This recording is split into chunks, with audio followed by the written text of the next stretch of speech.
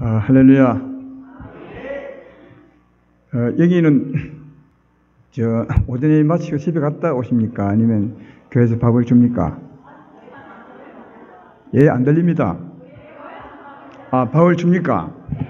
난 집에 갔다 오신 줄 알았습니다. 왜냐하면 아까 내가 들어올 때 몇 분 안 앉아 계시는데 그 뒤에 많이 오시더라고요. 그래서 집에 갔다 오시나, 이 교회는 밥도 안 주나, 이렇게 밥을 다 주시네요.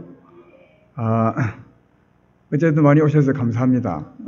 보통 요즘 주일 오후 예배에 많이 안 오는데 동성교회는 아주 훌륭해서 많이 오신 것 같습니다. 동성교회 와보니까 참 좋은 게, 하나는 우리 양상근 목사님 24년 동안 섬기셨다 하더라고요. 정말 힘들거든요. 왜냐하면 사람은 사람 바꾸고 싶어요. 근데 24년 동안 한 분 모시고 원로 목사님으로 세우신 것 대단한 겁니다. 정말 대단한 것이고요. 하나님 기뻐하실 것이고, 또 두 번째로는 우리 장로님들이 아까 잠시 제가 차를 한잔 했는데 우리 새로운 목사님을 되게 좋아하시더라고요.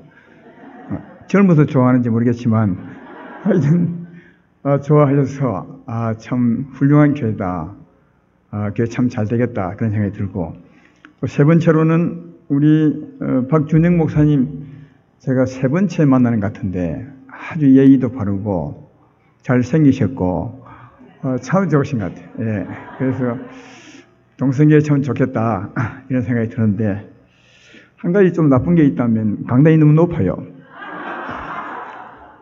이러면 성도님들이 목이 아프거든요. 저 어리쳐보인 게 얼마나 목이 아프요. 그래서 저 밑에 저단이 맞는 것 같은데, 그러면 장로님도 알아서 하세요. 요즘은 너무 높이 안 합니다. 예, 저 밑에 단 해서 성도님과 가깝게 이렇게 하면 훨씬 더, 이게 내 할 소리가 모르겠네, 하여튼. 높은 데 앉아서 보다가 높은 데 서니까 제가 되게 높은 것 같아요.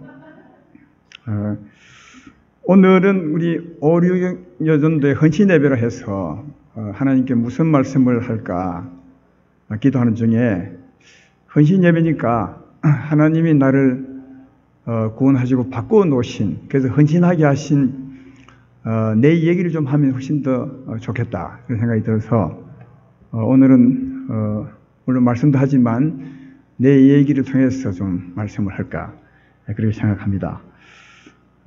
하나님 뜻대로 하라, 이 제목은 꼭 기억하시고 말씀을 잘 들어보시면 좋겠네요. 오늘 5, 6년도에 헌신 예배죠? 5, 6년도에 손 한번 들어보십시오. 그래도 많이 오셨네요. 손 내리세요. 저는 고등학교 2학년 때 전도를 받아서 교회 갔습니다. 진주에서 저는 고등학교 나왔는데, 2학년 때 교회 전도를 받아가서 언제 주님을 잘 믿었냐 하면 해군 대위 때 드디어 믿음을 가졌던 것 같아요. 그러니까 고등학교 2학년이니까 졸업하고 사관학교 4년 동안 또 졸업하고 소위 중이 대위 때 비로소 하나님 잘 믿었던 것 같아요. 그전에는 믿음이 없었어요, 제가 봤을 때. 그러니까 여러분 중에서도 교회 오래 다녔는데, 저는 13년 만에 이제 믿음이, 오래 다니셨는데 믿음이 안 생기거들랑 강사 목사님은 더 믿음이 안 생겼다 하더라, 이 생각하고 희망을 가지고 살았으면 참 좋겠어요.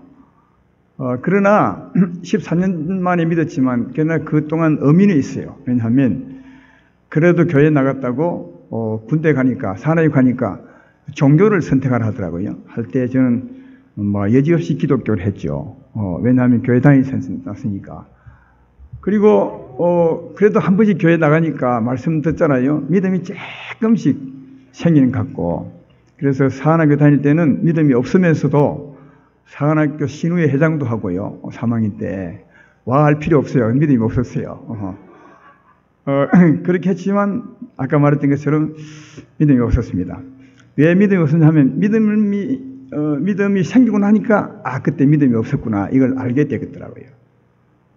해군 대위 때 이 얘기입니다. 그때 이제 해군 대위면 계급이 제법 높은데 삶의 의욕이 없더라고요. 갑자기 이렇게 살면 뭐하지? 해군 소위 중위 대위, 그 다음엔 소령 되겠지. 소령되고 나면 중령 되겠지. 보통 우리는 대령까지는 답니다. 사관학교 나왔으니까. 그 다음 뭐 잘 되면 서타도 되겠지. 그럼 뭐하지? 이런 생각이 자꾸 드는 거예요. 아니 다른 사람들은 그러면 되지 않나 이렇게 하겠지만 저는 그러면 뭐하지? 이런 생각이 들어서 좀 살기가 싫다 할까요? 삶의 의욕이 없었어요. 그때 제가 해군 대위 있을 때 큰 함정에 작전관을 했습니다. 작전관 해서 이제 배를 타고 출동을 나갔어요. 해군들은 이제 바다에 나가서 출동을 합니다. 한번 나가면 40일 내지 60일 동안 있다가 오거든요. 바다에 떠서 경비하다가 오는데 갈 때 이제 성경책 하나를 가져갔어요. 왜 가져갔냐 하면 성경책은 잠 안 오면 읽으려고 가져갔습니다. 무슨 말인지 모르겠지만 그 당시에 제게는 잠 안 올 때 제일 좋은 약이 신약이었고요. 그다음 더 좋은 약이 구약이었어요. 구약도 내일 읽으면 딱 보면 잠이 왔거든요. 그래서 이제 성경책 하나, 교회는 다니니까 성경책 하나를 이제 가지고 갔습니다. 이제 출동을 가서 이제 경비를 하는데 그날은 그 배는 이상하게 성경책 읽고 싶은 거예요. 옛날에는 그냥 잠 안 오면 읽었는데 그때는 성경책이 괜히 보고 싶어요. 그래서 펴서 창세기부터 봤어요. 그런데 너무 재미있는 거예요. 옛날에는 보면 잠이 왔는데 너무너무 눈이 안 떨어져요. 그래서 그때 작전관이면 제일 바쁠 때인데 함정에 제일 바쁜 직책이 작전관이에요. 그 바쁜 중에도 시간만 나면 이게 성경을 읽었어요. 밤새워가면서 읽었죠. 읽으니까 재미가 있고 이해가 되고 성경이 이해되더라고요. 구약인데 이해가 되면서 한 느낀 것은 내가 죄인이구나.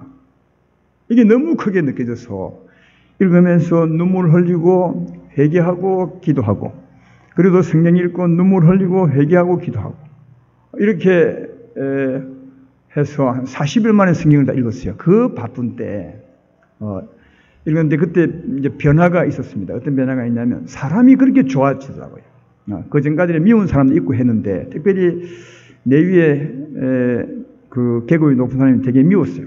왜냐하면 자꾸 우리를 괴롭히니까 미웠는데 그 이후로 그 사람이 되게 좋아 보이고요. 사랑스러워 보이고 그리고 여러분은 바다가 좋은지 모르겠지만 파도가 어떤지 모르겠지만 여러분 좋아하겠죠. 낭만 섞인 말로 참 파도가 좋게 보이겠지만 해군들은 파도를 제일 싫어합니다. 바다를 제일 싫어하고요. 왜? 너무 힘들게 하니까 파도가. 근데 그 변화를 받고 보니까 그 파도 소리가 찬송과 같이 같고요. 파도가 춤추는 것 같아요. 그렇게 좋더라고요. 그러니까 그때 아마 내가 속에 변화를 받았던 것 같아요. 마음이 바뀌니까 바뀐 눈으로 바다를 보니까 너무너무 좋았고 춤추는 것 같아요. 네. 이제 그때는 몰라서 왜 이런 현상인지 몰랐는데 그 뒤에 이제 알고 봤더니 그때 하나님이 내게 임하신 겁니다. 성령이 내게 임하셔서 내 심령을 새롭게 바꾸어 놓고 나를 거듭나게 해서 했던 것 같아요. 그래서 내 마음이 너무 좋으니까 사람도 좋아 보이고 세상이 춤추듯이 다르게 이제 보였습니다. 근데 그런 현상이 내게만 있는 것이 아니라 성경에도 있더라고요. 이사야스 55장 12절로 13절에 보면 화면에 나올지 모르겠는데 보입니까? 거기 보면 잣나무는 가시나무를 대신하여 나며 화석류는 찔레를 대신하여 날 것이라. 이것이 여호와의 기념이 되며 영영한 표징이 되어 끊어지지 아니하리라. 너희는 기쁨으로 나가며 평안히 인도함을 받을 것이요 산들과 언덕들이 너희 앞에서 노래를 바라고 들의 모든 나무가 손뼉을 칠 것이며. 이게 이제 우리의 예수님 믿고 난 뒤에 변화를 설명하는 거예요.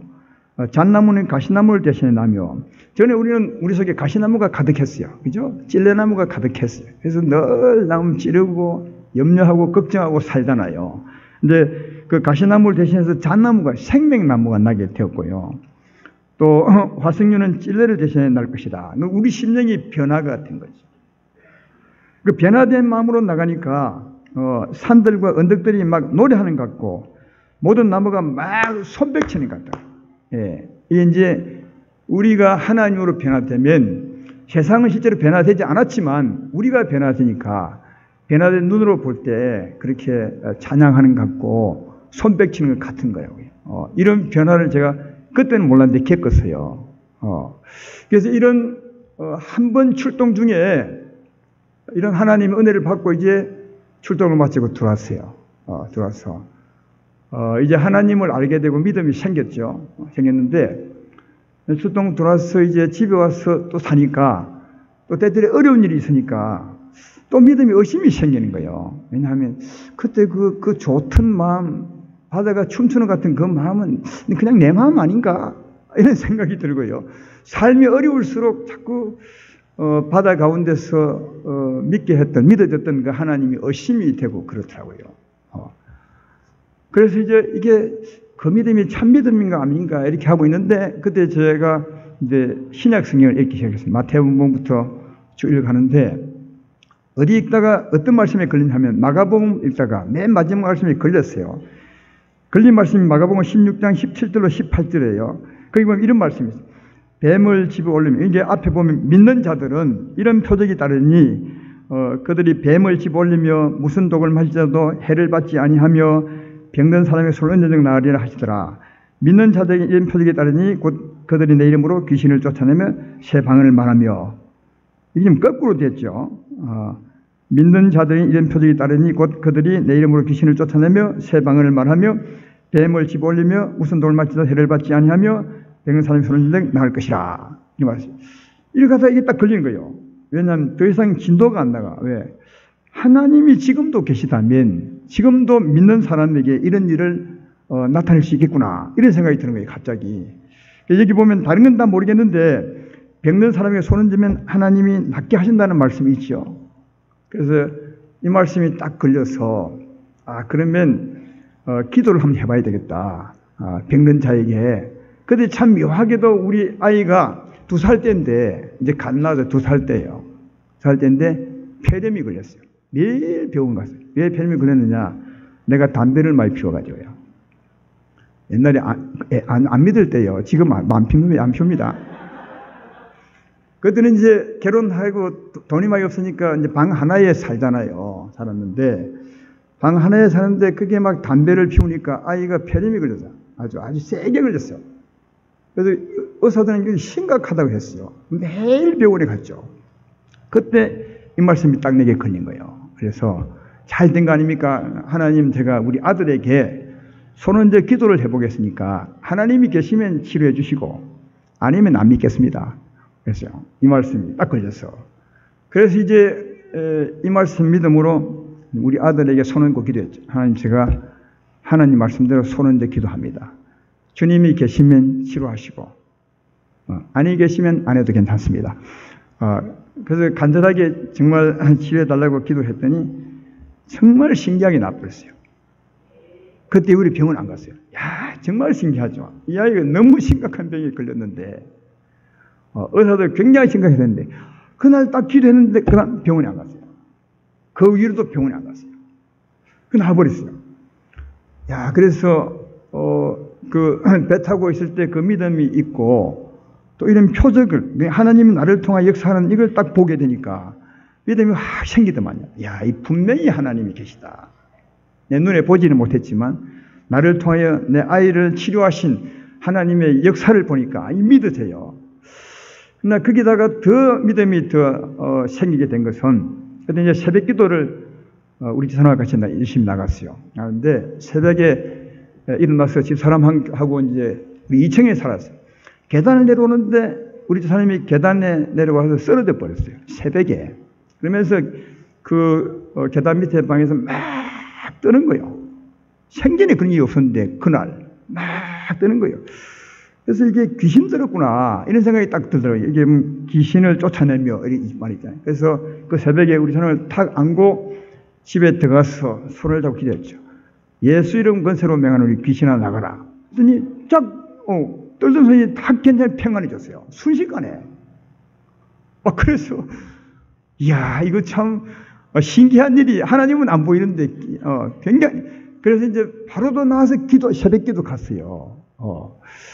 그리고 이제 그때 이후로는 하나님이 계심이 너무 분명하니까 말씀을 믿음으로 믿음이 생겼고 또 표적으로도 이렇게 하나님을 내가 경험하게 됐으니까 이제는 많은 사람들에게 하나님을 소개했죠. 하나님 믿으면 하나님이 귀신도 쫓아내고 병도 고치고 마가복음 이 말씀대로 된다. 하나님이 계시다. 그래서 많은 사람들에게 기도해 주었죠. 그리고 그때 너무 재미있어요. 아까 얘기했던 것처럼 해군대위 때 삶에 의욕이 없었는데 이렇게 살면 뭐하지? 이렇게 생각하며 살았는데 하나님 계심을 딱 믿고 보니까 뭐죠? 하나님이 계신 것 하나마다 너무너무 좋았어요. 삶의 의욕이 막 끓어 넘치죠. 그래서 전도 많이 했어요. 그때 이런 능력으로요. 그때 내가 집사였어요. 여기 혹시 집사님 중에 이런 능력이 나타나는 분 계십니까? 집사 때 이렇게 했어요. 근데 이제 해군 내가 배에 대위 때 자그마한 배에 이제 함장을 했죠. 그때 이제 대원들이 한 50명 돼요. 내가 함장하는 배 대원들 50명 되는데, 근데 이제 가서 하나님 계심이 분명하니까 예배도 인도하고, 함장인 내가 이제 예배 인도하고, 그랬어요. 수요 예배, 주일 예배 가서 할때 되고 그랬어요. 열심히 전했죠. 왜냐하면 하나님 사는 게 지금 너무 분명하니까. 그때 이제 우리 대원 중에 치사병인데, 어떤 아이냐 하면, 아이가 키가 크고 잘생겼어요. 근데 키가 크고 잘생긴 애들은 치사병 안 오거든요. 왜? 그런 애들은 이제 군기대나 아니면 의장대나 이런 데 가는 애인데, 치사병으로 왔더라고요. 그래서 내가 물었어요. 너 어떻게 치사병으로 왔느냐? 너는 의장대나 군기대에 갈 아이인데, 키가 크고 잘생겼어. 그랬더니 이 아이가 아파서 왔습니다. 그래요. 왜 아프냐 했더니, 고등학교 때 친구한테 맞았는데, 선배한테 맞았는데, 딱 귀를 맞았는데 귀에서 윙 하는 소리가 안 거친대요. 여러분 그런 분 있죠? 딱 맞았는데 귀에서 소리가 안 거치는 거예요. 근데 이 애가 근데 군대에 왔는데, 그래서 처음에 의장대 갔대요. 갔는데 의장대가 군기가 셉니다. 가서 다시 기합을 받다 한 대 더 맞았어요. 그러니까 더 소리가 크게 된 거예요. 그래서 이제 위에 사람한테 보고하고 나는 이 귀 소리 때문에 안 되겠습니다. 해서 이제 치사병으로 우리 이제 배에 왔더라고요. 그때 내가 한참 열심히 복음 전할 때 아니겠습니까? 그 아이를 이제 3일 동안 제가 복음 전해. 야, 이리 와봐라. 응? 네가 예수님 믿으면 하나님 네게 역사하고 이 병 치료한다. 그래서 이제 3일 동안 내가 복음을 전하고 3일째 기를 잡고 기도했죠. 딱 기를 잡고 하나님 이 아이 기를 치료해 주시고 이 아이도 하나님 믿게 해주십시오. 진짜 간절히 기도했더니 손을 딱 뗀가 동시에 함장님 소리가 안 난다는 거예요. 기가 나와버렸어요. 그래서 그 아이도 너무 좋아하고, 왜? 고등학교 때부터 지금까지 귀에 소리가 났으니까. 나도 너무너무 좋아서 그 아이에게 이제 휴가를 보냈죠. 왜 휴가를 보냈냐? 집에 가면 부모님들 다 알아요. 귀가 지금 아픈 줄. 가서 우리 함장님에게 기도 받았더니 예수님이 나를 치료하였습니다 하고 알려주고, 너 부모님도 예수님 믿게 하라. 그래서 특별 휴가를 보냈어요.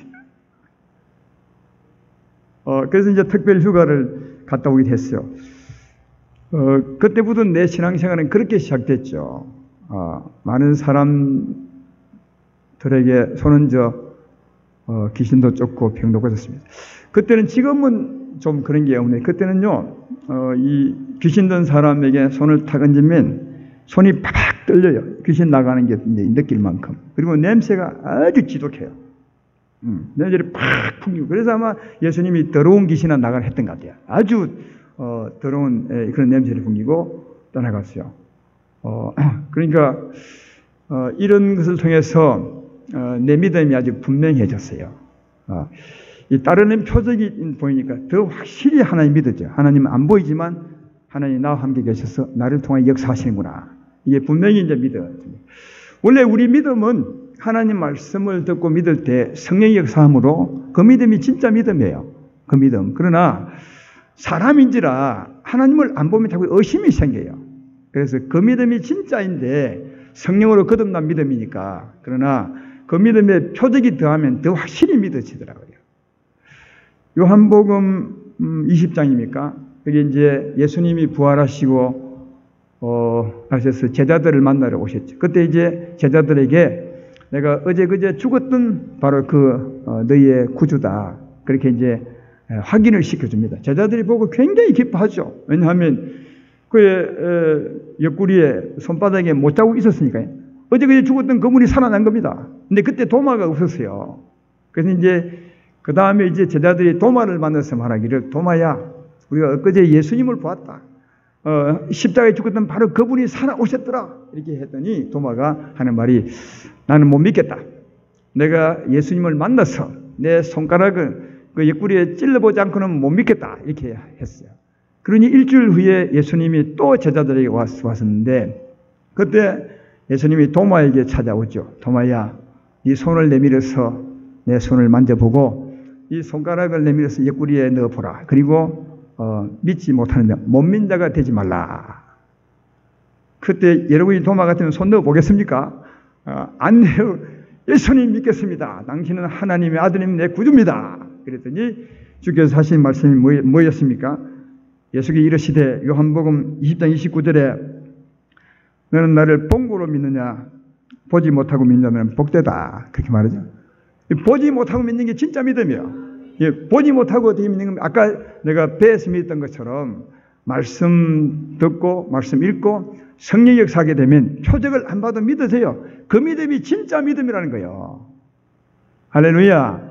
그 믿음이 진짜 믿음이에요. 표적 안 봐도. 그런데 사람인지라 표적을 보니까 더 잘 믿어져요. 그래서 저는 이 경험을 통해서 믿음은 그냥 말씀 믿음으로 성령으로 보지 않고 믿는 게 진짜 믿음이지만, 그러나 하나님의 역사가 뒤따르면, 나타나면 더 잘 믿게 돼. 분명히 믿게 되는구나. 이런 생각을 들었습니다. 동성교회 성도 여러분들이 예수님 잘 믿으시죠? 그러나 하나님 역사를 보면 더 잘 믿어집니다. 이런 믿음으로 확실히 믿고 살아가시는 여러분 되기를 주의 이름으로 축원합니다. 이런 분명한 믿음을 갖게 되었을 때, 그때 이제 내가 해군 그 배에서 내리게 되었어요. 내리게 되었는데, 나를 굉장히 아끼는 사람, 그러니까 세상적으로. 그때 이제 소문이 많이 났습니다. 저 배 함장은 예수님에게 미쳤다더라. 이런 소문이 많이 났어요.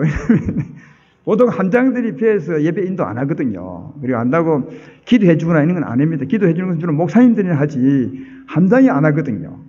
근데 막 나는 기도하니까, 낫기도 하고 굉장하니까 소문이 쫙 났어요. 그 당시에 그 눈병이 유행했어요. 눈병이요. 아폴로 눈병이 유행했는데, 그 병은 얼마나 전염력이 심했더니 딱 쳐다보면 저쪽에 있는 눈병이 이리로 옮겨올 만큼 했어요. 진짜 그럴 때 있었어요. 그래서 쳐다보지 말라고. 그 배에 막 그 눈병이 돌았어요. 근데 저는 예수 믿는 사람이니까 늘 말했던 게, 그 병들 우리를 못 건드린다. 예수님이 우리의 방패막이가 되시니까 못 건드린다. 이랬으니까 그 눈병 걸린 사람이 가서 손 얹어 기도만 했죠. 막 그러니까 손도 안 씻고서 왜 씻으면 또 이상하다. 근데 신기하게 막 병이 낫는 거예요. 나는 전혀 안 걸리고. 참 신기하죠.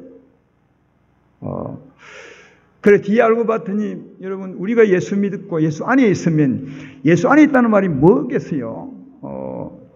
예수님이 우리 안에, 우리가 예수 안에, 예수님이 우리 안에 있는 것은 이해가 되죠. 그런데 내가 예수 안에 있는 것을 어떻게 이해할 수 있죠? 성령이 우리 안에 있으면 내가, 예수님이 내 안에 있는 건 맞습니다. 그러면 내가 어떻게 예수 안에 있느냐는 이해가 잘 안 되죠. 그래서 저는 이걸 설명할 때 늘 그 등불을 가지고 설명합니다. 등불 안에 불이 있으면, 그 불이 희미하면 불은 등 안에 있어요. 예수님 우리 안에 있는 것처럼 등 안에 있어요. 그러나 불이 확 밝으면 이 불빛이 밖에 나와서 등을 감싸요. 이해되죠? 그러면 등이 불 안에 있게 되죠. 마찬가지입니다. 원래 성령은 우리의 영혼의 불입니다. 생명의 불입니다. 할렐루야. 우리 영혼이 등이라 하잖아요. 잠언서에 보면. 그러니까 이게 성령이 충만하면 눈에 보이지 않지만 이 빛이 마음으로부터 육체까지 막 솟아 나오는 거예요. 나와서 눈에 보이지 않으면 영적인 빛이니까 우리를 감싸요. 이렇게. 이게 성령 충만한 거요. 주님 안에 있는 거요. 할렐루야. 그러면 병이 못 들어와요. 주의 빛이 딱 우리를 이렇게 둘러싸고 있으니까 절대로 못 들어오죠. 그래서 굉장히 기도해도 절대로 온 게 안 옵니다. 이게 주님 안에 사는 것이다. 성경은 주님 우리에게 말하기를 주님 우리 안에 있는 것으로 만족하지 않고 네가 내 안에 있으면 좋겠다.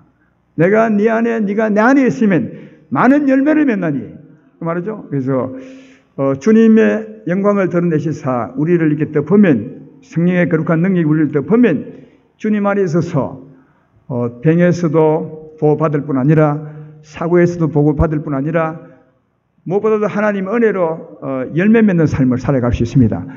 주님을 모신 여러분들이요 기도하시고 주님 의지해서 그 빛으로 여러분을 감싸고 그래서 주님 안에 거하며 살아가신 여러분 되기를 주의 이름으로 축원합니다. 이런 믿음으로 이제 사니까 그 군대 생활 잘 못하겠더라고요. 왜냐하면 소문이 나니까 또 함장이 지휘관이 그러니까 자꾸 누가 찾아와요. 그래 하지 말라고. 어떻게 지휘관이 기독교만 믿으라 하고 또 지휘관이 예배를 인도하고 그러느냐. 넌 또 목사도 아닌데 기도하고 그러느냐. 그래 하지 말라 그래요. 저 군대에서요. 그래 하면 안 된다고. 근데 우리는 그래 할 수밖에 없잖아요. 왜냐하면 예수 믿는 게 가장 중요하고 복음 전하는 게 중요하고 예배 인도하는 게 제일 중요한데 그래서 이런 소문이 나니까 나를 참 좋아했던 세상적으로 우리 선배들이 이 아이 그냥 이대로 두면 안 되겠다. 이 진짜 예수님에게 미친 사람 되겠다 해서 나를 뽑아서 저 멀리 섬으로 보내버리려고. 저 해군에서 제일 먼 부대는 연평도예요. 연평도로 보내버리려고. 거기 보내면 이 아이가 이렇게 안 할 것이라고. 그래서 내가 그때 주님 앞에 기도했죠. 주님 내가 진짜 이 길을 가는 게 좋겠냐 아니면 제대해서 복음만 전하는 게 좋겠냐 이렇게 물었을 때 제대하는 마음이 너무너무 강해서 이제 그때 제대하고 이렇게 나와서 오늘 목사가 돼서 여러분을 만나게 된 겁니다. 근데 그래서 이제 신학교 마치고 목사가 됐는데 그 중간은 좀 생략하고요. 오늘 헌신 예배에 관한 말씀을 하니까 목사가 되니까 고민 하나가 생겼어요. 아주 심각한 건 무슨 말이냐면 하나님이 계시면 너무 분명해요. 나를 통해 일하심도 너무 분명하고 확실히 믿어지니까. 그런데 하나님 믿어지는데 내가 하나님 뜻대로 못 살더라고요. 하나님은 거룩한데 내가 거룩하면 너희도 거룩하라고 말하는데 거룩하게 못 살겠더라고요. 아무리 애를 써도. 그래서 정말 고민 많이 했죠. 아니 하나님이 계시면 내가 하나님의 아들처럼 살아야 하는데 오른밤을 치면 왼밤을 돌려대야 되고 오리 가자면 심리를 가지고 일하는데 우리는 도무지 안 되겠, 못 하겠더라고요. 그래서 결심은 하죠. 기도할 때마다 새벽마다 주여 주 뜻대로 살기 원합니다. 그렇게 살게 해주십시오. 그러나 하루 살다 보면 실패하죠. 그럼 밤에 와서 기도합니다. 하나님 오늘도 실패했습니다. 그러나 내일은 바르게 살겠습니다. 또 내일 또 가는데 또 실패하죠. 그럼 또다시 와서 오늘도 실패했으면 내일은 살겠습니다. 매일 그 기도. 그런 기도 하는 분 많으시죠? 자수하세요. 많을 거예요. 왜냐하면 장로님들 여기 와서 기도하는 거 보면 다 알아요. 하나님 오늘도 우리가 죄를 짓고 살았습니다. 회개합니다. 매일 그런 기도하는 그런 사람들은 그렇게 사는 사람들이에요.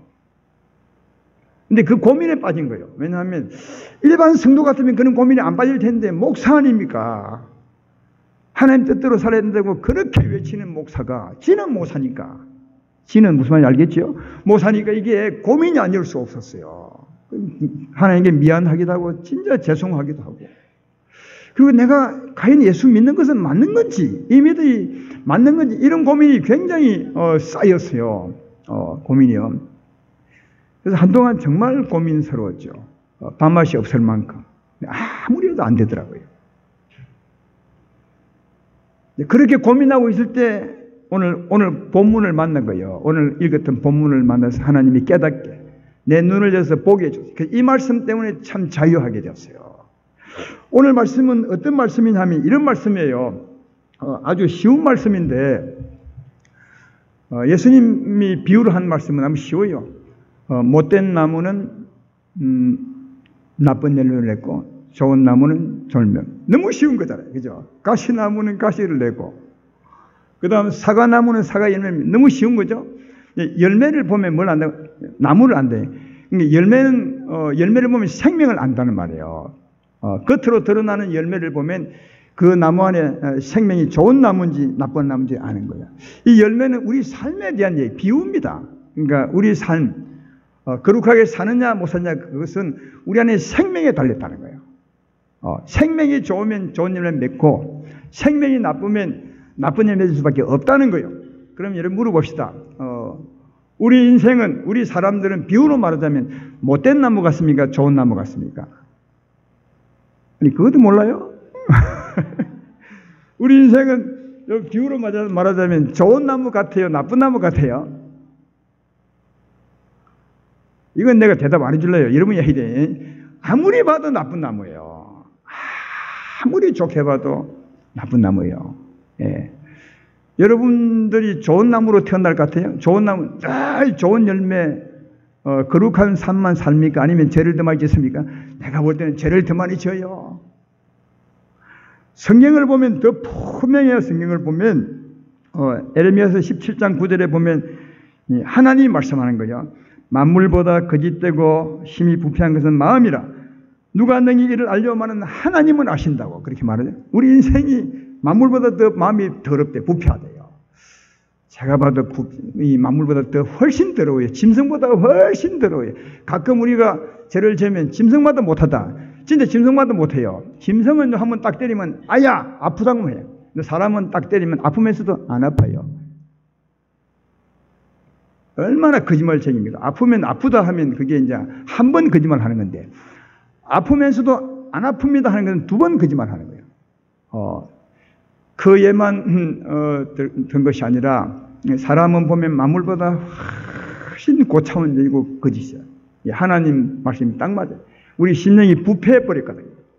그래서 아무도 우리 인생 중에 사람으로 태어난 인생 중에 아담의 후손으로 태어난 인생 중에는 선을 향한 사람 아무도 없어. 전부 이래요.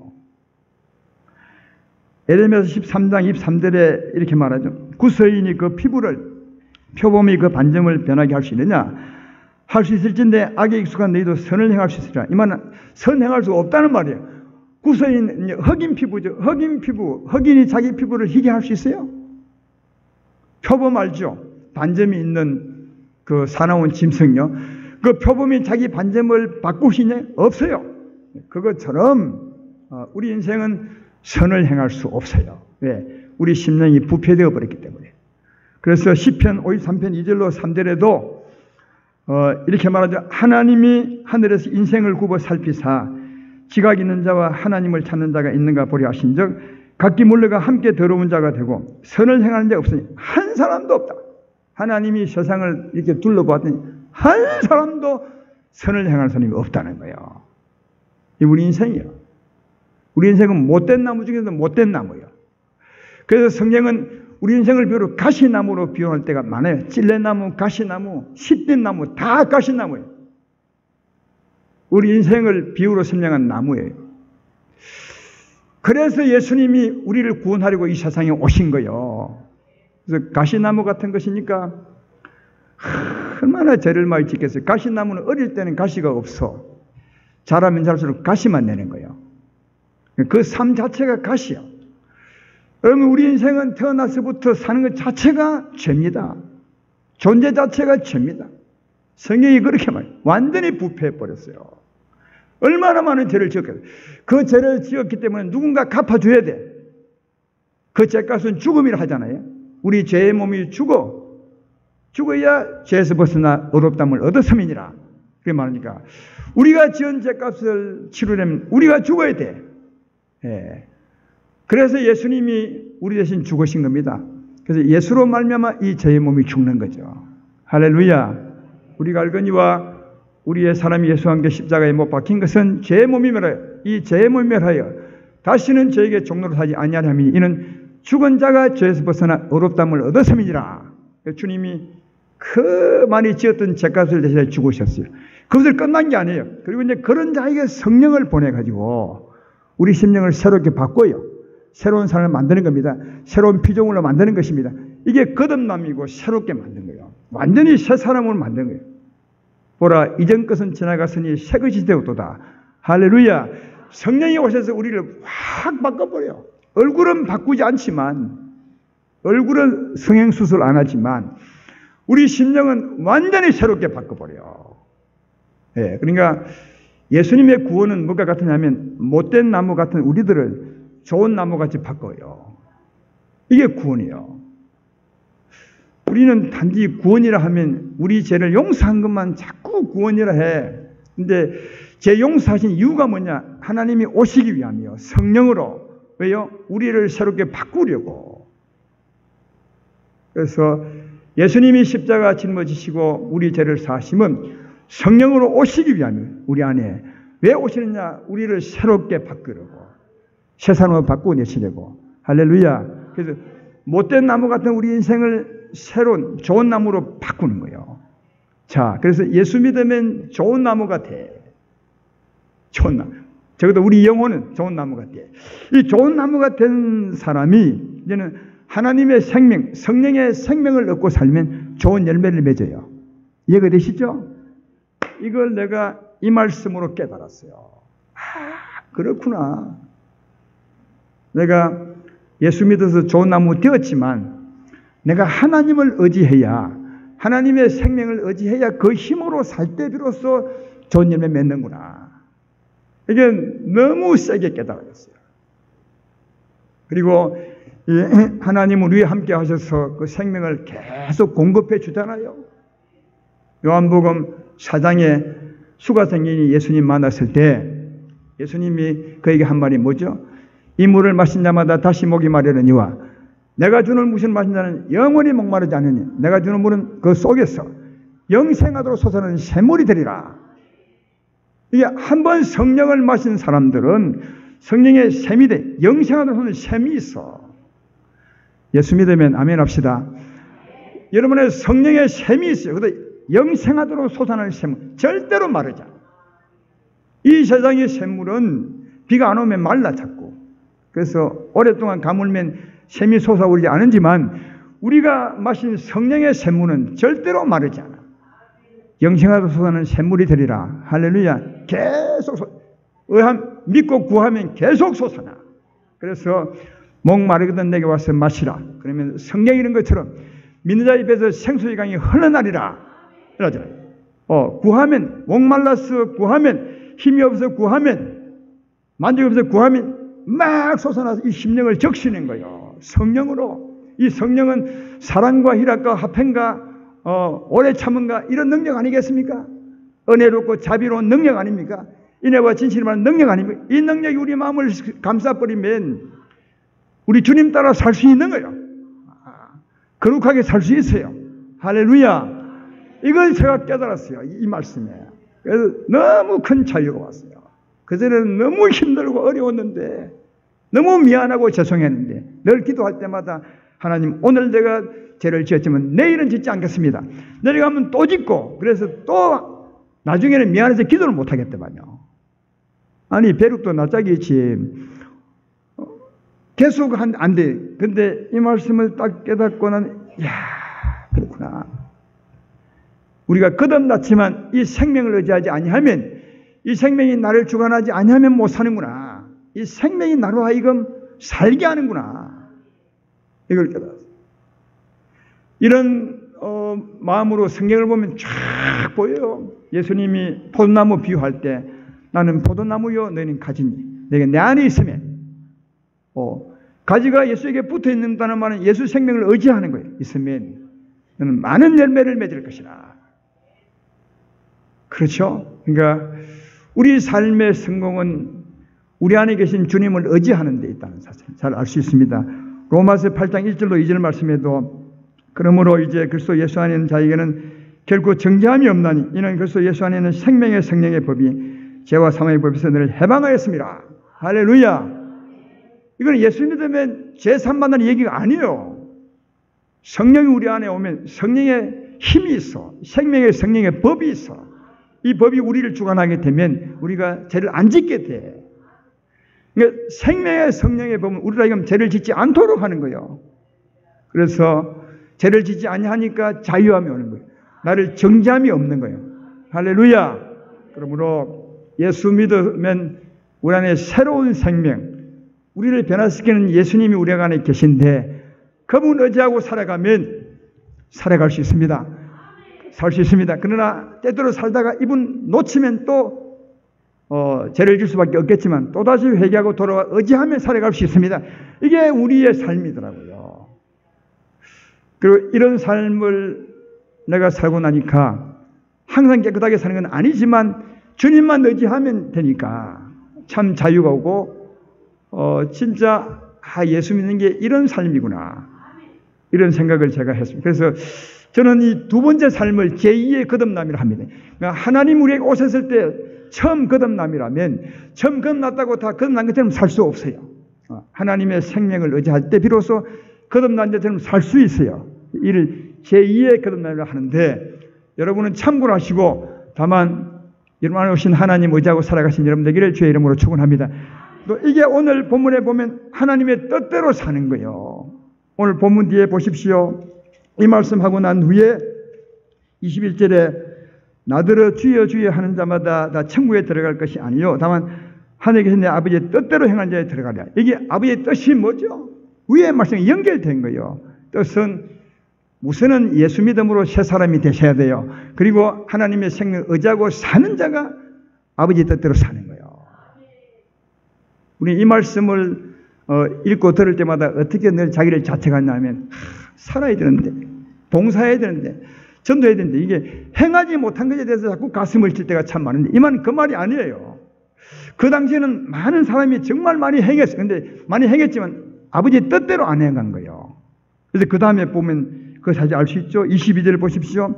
그날에 많은 사람이 나더러 이르되 주여 주여 우리가 주의 이름으로 선지자 노릇하며 주의 이름으로 귀신을 쫓아내며 주의 이름으로 많은 권능을 행하지 아니하니까 그때 내가 그들에게 말하되 밝히 말하되 내가 너희를 도무지 알지 못하니 불법을 행한 자들아 내게 떠나가라. 이들은 많이 행했어요. 근데 불법을 했대요. 안 한 게 아니라 많이 행했는데 불법을 했대요. 그럼 불법이 뭡니까? 자기 힘으로 산 거예요. 우리가 예수님으로 거듭났다면 예수의 생명으로 살아야 되는데 할렐루야 그래야 되는데 거듭나지도 않고 예수의 생명도 의지하지 않고 그냥 자기 힘으로 선한 척하고 산 거예요. 이게 불법이라는 거예요. 왜 그게 불법인지 알 수 있냐면 오늘 본문 첫 절을 보라고요. 거기 보면 거짓 선지자를 얘기하죠. 거짓 선지자들을 삼가라. 양의 옷을 입고 너에게 나오나 속에는 노랗게 일이라. 한번 상상해봐요. 이런 사람이 거짓 선지자래요. 속에는 양의 옷을 입고 나오는 속에 일이래요. 마음은 일이 같아요. 아주 추하고 들어요. 거듭나지 않았어요. 새 사람이 되지 않았어요. 끝으로만 양가죽을 입은 것처럼 선한 척 가장을 하는 거예요. 이해되죠? 이런 사람이 거짓 선지자. 이런 사람이 가르치는 말이 전부 거짓 선지자예요. 저는 우리 목회자 중에도 이런 사람이 정말 많다고 생각해요. 정말 많아요. 예수 믿음으로 거듭나야 되는데 속도 바뀌어야 되는데 새로운 피조물이 되어야 되는데 속에는 여전히 죄인이요. 그리고 끝으로만 양의 가죽을 뒤집어 쓴 것처럼 착하게 사시오. 선하게 사시오. 우리가 세상에 빛이 되어야 됩니다. 막 이렇게 거짓 선지자야. 이런 사람들의 이런 선지자의 가르침 받은 사람은 어떻게 살겠습니까? 이대로 살죠. 가장하는 거죠. 예수 믿어 교회 나왔으니까 이젠 착하게 살아야지, 선하게 살아야지, 예수 믿는 사람은 살아야 이게 살만 강조해요. 그러나 어떻게 이렇게 살 수 있습니까? 아니 일인데 가짜로 사는 거죠. 이게 불법이에요. 오늘 그 얘기하고 있는 거예요. 이건 행하지 않는 뜻이 아니라 아버지의 뜻대로 행하지 않는 거예요. 아버지의 뜻이 뭔데요? 예수 믿음으로 변화를 받아야 합니다. 새로운 사람이 되셔야 합니다. 새로운 사람이 되었다면 하나님의 생명을 의지하고 사셔야 돼요. 그래야 좋은 나무가 좋은 열매 맺는 것처럼 하나님의 생명으로 선한 열매, 아름다운 삶을 살아갈 수 있는 거예요. 이게 아버지의 뜻입니다. 이게 헌신이라는 거예요. 이게 할렐루야. 이 삶이 헌신이에요. 헌신은 하나님의 뜻대로 사는 거예요. 우리 뜻대로가 아니라. 우리는 잘못하는 게 하나 있는데 무엇을 헌신하냐? 전에 교회 와서 청소하거나 교회 와서 밥을 하거나 전도하는 일은 헌신이고 직장 가서 일하거나 아니면 집에 있거나 이런 것은 헌신이 아니라고 할 때가 성경은 그렇게 나누지 않아요. 네가 어디서 무엇을 하든지 성령의 은혜로 산다면 그게 헌신이에요. 왜? 주를 따라 사는 것이니까. 교회 와서 아무리 청소해도 그 마음이 주하면 오늘 거짓자처럼 이런 마음이라면 그건 헌신이 아니에요. 불법이죠. 전도를 해도 오늘 거짓자처럼 이런 마음으로 한다면 그건 불법이에요. 그죠? 왜? 선하게 살 수 없고 선한 마음으로 전도할 수 없기 때문이에요. 그래서 어디가 중요한 것이 아니고 무슨 일이 중요한 것이 아니라 어떻게 어떤 마음으로 사느냐가 더 중요하다 하는 것입니다. 먼저는 좋은 나무가 되셔야 됩니다. 좋은 나무가 되셔야 됩니다. 그리고 하나님의 좋은 생명을 의지하셔야 돼요. 성령을 의지하셔야 돼요. 그래서 먼저는 거듭난 사람이 되고 하나님의 생명을 의지하고 살아갈 때 아버지의 뜻을 따라 사는 것이고 그 삶이 헌신이에요. 어디에서 살든지 하나님의 은혜와 뜻을 따라 사는 것이니까 헌신입니다. 이런 헌신하는 삶을 사셔서 아버지 뜻대로 사시고 하나님의 기쁨이 되시기를 주의 이름으로 축원합니다. 하나님은 살아계십니다. 저는 하나님이 살아계십니다 이 말 할 때 그 말 하지 마라 그래요. 왜냐하면 너무 분명한데 하나님 계십니다 이 말은 믿지 못하기 때문에 하는 말 아니냐 그거예요. 하나님은 살아계세요. 오히려 살아계시다는 말이 부끄러울 만큼 살아계세요. 그분은 구원의 하나님이십니다. 회개하고 예수 믿으면 우리 가운데 오셔서 우리를 새롭게 하십니다. 새로운 피조물로 만드십니다. 구원의 삶이 뭐냐? 새로운 피조물로 만드신 하나님의 은혜 그리고 함께 하신 하나님을 의지하고 그 능력, 그 생명을 붙들고 사는 것 이게 아버지 뜻대로 사는 것이고 이게 진짜 헌신이고 하나님이 기뻐하는 삶이며 여러분의 복 있는 삶이 될 줄로 믿습니다. 이런 삶을 살아가는 동성계 모두가 되시기를 특별히 오륜 전도에 되시기를 주의 이름으로 축원합니다. 자, 찬송 한 장